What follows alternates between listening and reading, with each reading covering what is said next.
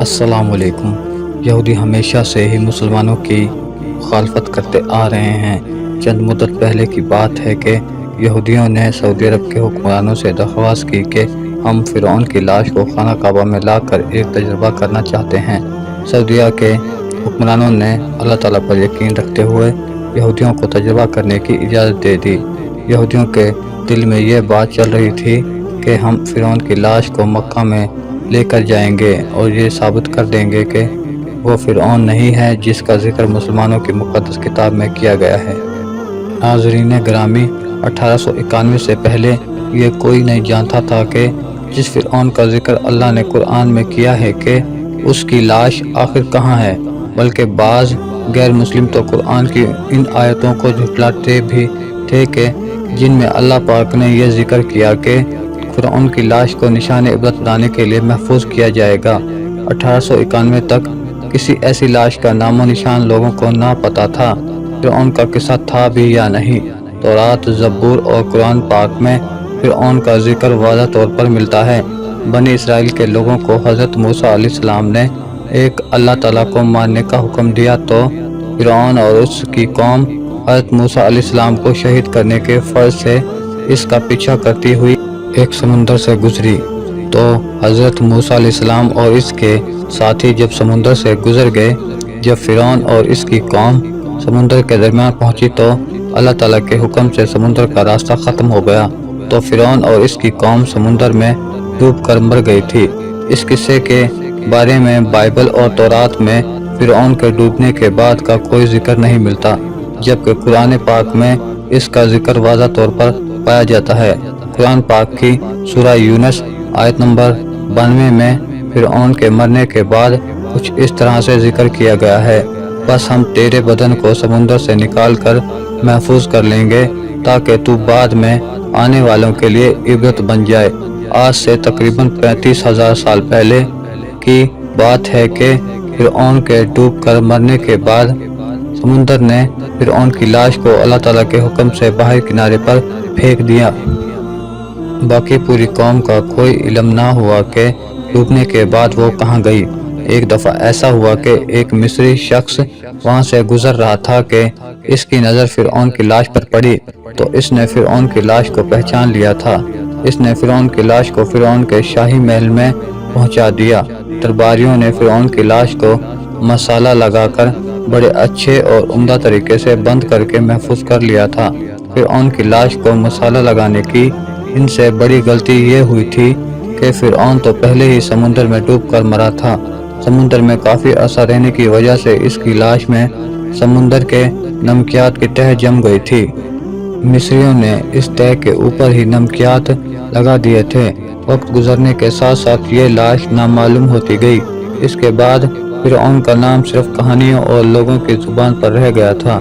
اس واقعہ کے 2000 سال گزرنے کے بعد حضرت محمد صلی اللہ علیہ وسلم کی ولادت ہوئی تو اللہ تعالیٰ نے اپنے آخری نبی محمد صلی اللہ علیہ وسلم پر قرآن پاک نازل فرمایا۔ قرآن پاک میں واضح طور پر فرعون کے ذکر ملتے ہیں۔ قرآن پاک میں فرعون کی لاش کو محفوظ کرنے کا ذکر بھی واضح طور پر ملتا ہے۔ یہ لوگ یہ سمجھتے تھے کہ فرعون خدائی کا دعویٰ کرنے والے کی لاش کا نام و نشان کس طرح رہ سکتا ہے۔ 1871 میں مصر کے ایک شہر الگونیا سے تعلق رکھنے والے ایک عام سے چور کو فرعون کی لاش تک پہنچنے میں سراغ مل گیا، جس کا نام احمد عبد الرسول تھا۔ وہ سمندر کے ارد گرد کے علاقوں سے چوریاں کر کے اپنا پیٹ پالتا تھا۔ ایک دن وہ دریا نیل کے قریب تسبیح کے مقام پر چوری کے سلسلے میں پھر رہا تھا کہ اس کو اچانک ایک سرنگ نظر آئی۔ وہ وہاں زمین کھود رہا تھا۔ وہاں کے لوگوں نے احمد عبد الرسول کو پولیس کے حوالے کر دیا تھا۔ وہ جہاں زمین کو کھود رہا تھا وہاں سے 1891 میں دوسری لاشوں کے ساتھ فرعون کی لاش بھی مل گئی۔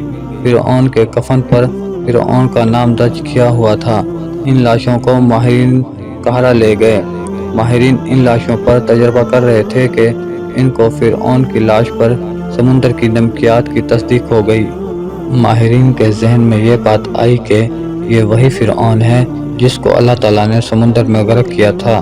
یہ خبر دنوں میں ہی ایسے پھیل گئی جیسے آگ پھیلتی ہے۔ اس کے بعد دنیا کے نامی گرامی ماہرین نے اس لاش پر تجربات کیے تو سب نے اس لاش کو فرعون کی لاش کی تحقیق کی۔ سب سائنسدانوں نے تحقیق کر دی کہ ان سب لاشوں میں سے صرف فرعون کی لاش پر سمندری نمکیات کی تہہ جمی ہوئی ہے۔ اس کے بعد اس لاش کو حضرت موسیٰ کے دور کے فرعون کی لاش کا درجہ دے کر میوزیم میں رکھ دیا گیا۔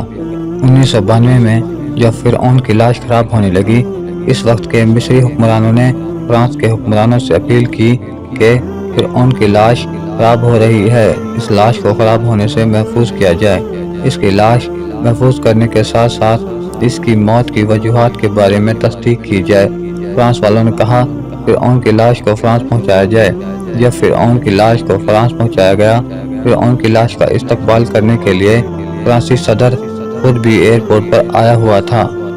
فرانسیسی فوج نے فرعون کی لاش کو سلامی دی۔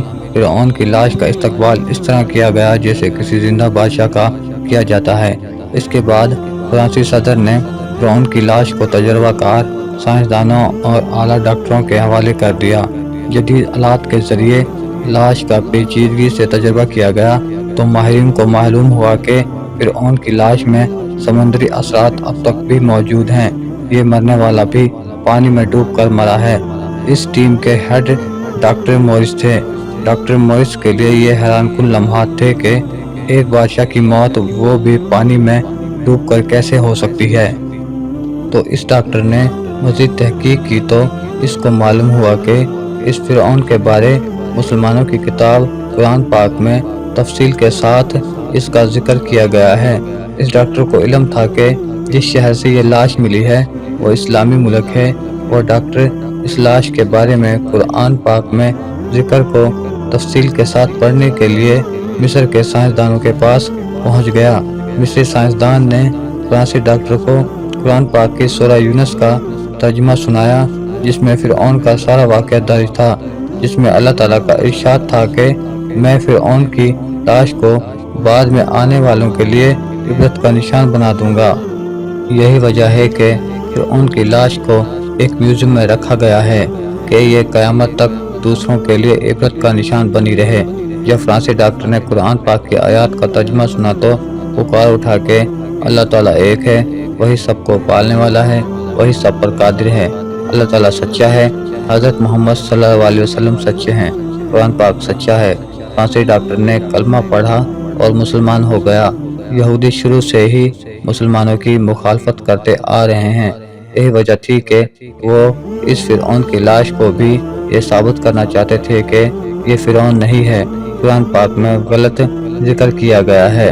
یہودی اس بات کو واضح کرنا چاہتے تھے کہ فرعون اپنے زمانے کا خدائی دعویٰ کرنے والا شخص ہے۔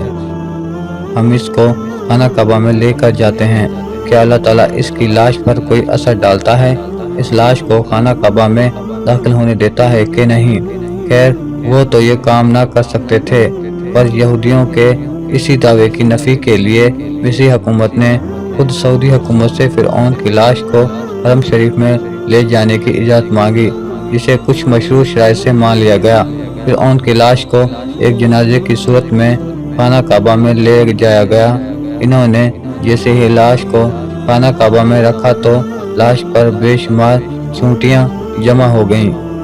فرعون کی لاش کا یہ حال دیکھ کر سب لوگ حیران ہو گئے، جس کے بعد فرعون کی چونٹیوں والی تصویریں بھی سعودی جریدے میں شائع کی گئیں۔ حیرانگی کی بات تو اس اخبار میں یہ لکھی گئی کہ جیسے ہی لاش حرم شریف کے احاطے سے باہر لے جائی گئی تو چونٹیاں پورے سرار طور پر غائب ہو گئیں۔ لیکن یہ بات یاد رہے، اس بات کی تصدیق آج تک سعودی حکام میں سے کسی نے نہیں کی۔ یہ بات صرف اخبارات کی سرخیوں تک محدود رہی۔